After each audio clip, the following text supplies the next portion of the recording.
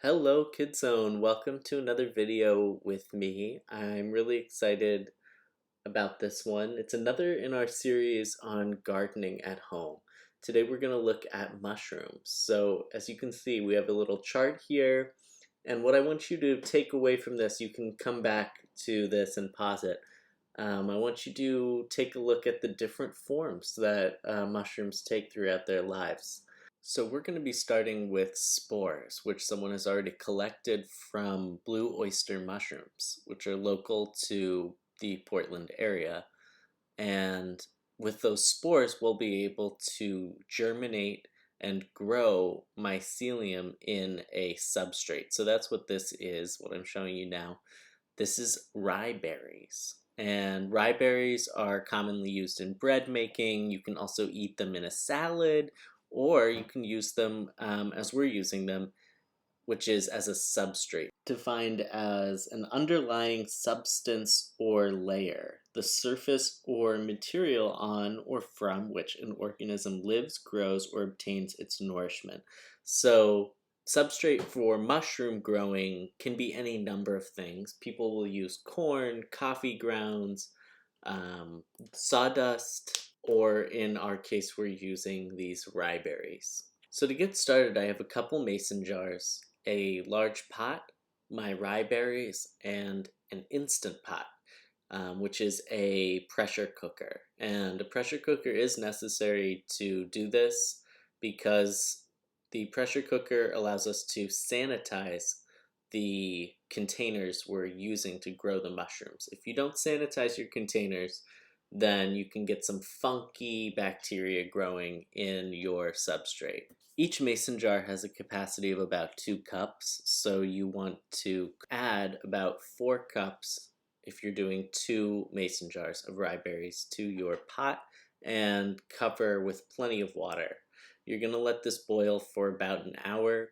What's happening here is that the rye berries are soaking up water, which they'll need in order to be a good source of food for the mushroom spores and mycelium, which will start to grow in this substrate over the course of the next month. So while these berries continue to boil off, I'm going to show you a quick tip on how to introduce your mushroom spores into your substrate. So I've taken the lid for my mason jar, and this is actually a mason jar from our pickle project, which already had a hole in it, but if not, you can use a hole puncher or drill to make a small hole. You're going to tape both sides of that hole with a breathable tape. I'm posting links again to all the things you'll need for this project. This breathable tape is going to allow air to pass through without allowing any harmful bacteria that would disturb the sterile container we've made. This is a project that I initially planned for us to do at KidZone, and Kim was able to purchase spores from Pacific Northwest blue oyster mushrooms. The spores will come to you in the form of a syringe, so you'll need your parents and to use extreme caution when injecting the spores into your substrate. This is a step I won't be able to show you today as I'm still waiting for my substrate to cool. If you take a look at this carefully, you might see some spores floating around in that tube.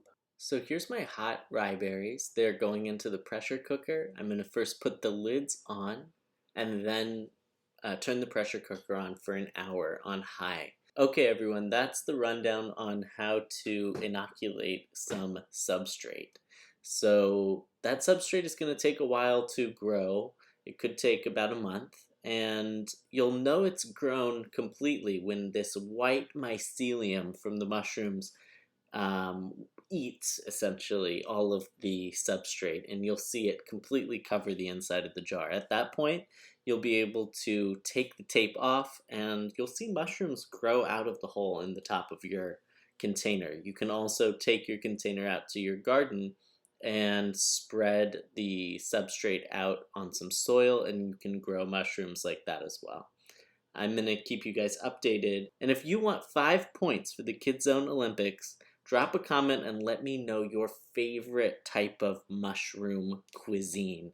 If you like them in salads, soups, sautés, something specific, let me know for some points. All right, until next time.